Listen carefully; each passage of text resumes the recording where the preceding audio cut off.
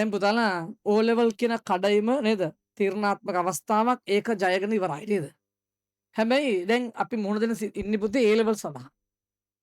එතෙන්දි පොඩ්ඩක් පුතාට අර ආව ගමන් මග පොඩි වෙනසකට භාජනය කරන්න වෙනවා. හේතුව සාමාන්‍ය පෙළට වඩා පුතේ උසස් පෙළ වචනේ අර්ථයෙන්ම උසස් දෙයක්. එහෙමනේ.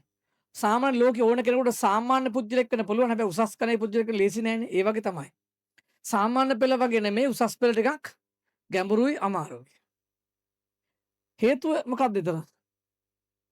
එකක් තමයි විෂය පිළිබඳ හැම පැතිකඩක්ම ආවරණය වෙන්න ගැඹුරට සාකච්ඡා කරනවා.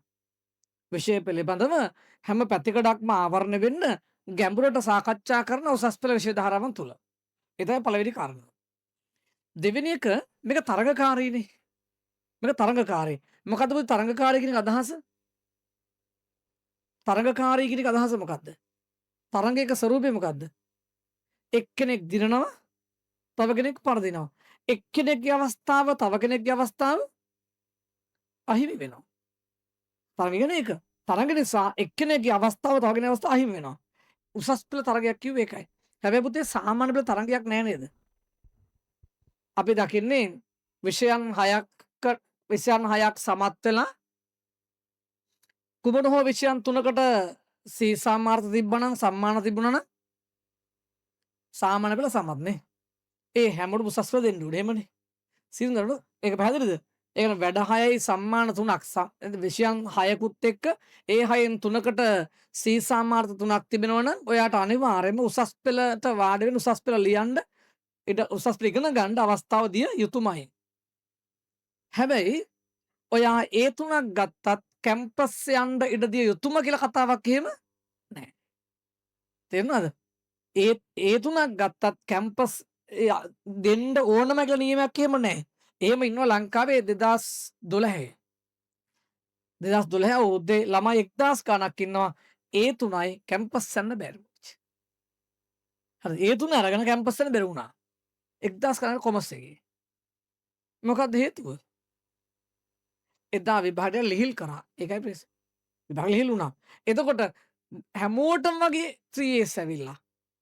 එතකොට හැමෝම ගන්න බැහැ කැම්පස් එකේ. ලකුණු පිළිවෙලට ගන්න ලකුණු වැඩිම අය අරන් එනවනේ. එතකොට උසස් පෙළ තරංගයක් කිව්වෙන්නේ ඒක. සාමාන්‍ය පෙළට වෙනස් කිව්වේ ඒක. ඒ නිසා පුතා මේ මොහොතේ තේරුම් ගන්න ඔයා වෙනස් වෙන්න ඕනේ පළවෙනිම දේ. පළවෙනි දේ පුතේ ඔයා වෙනස් වෙන්න ඕනේ.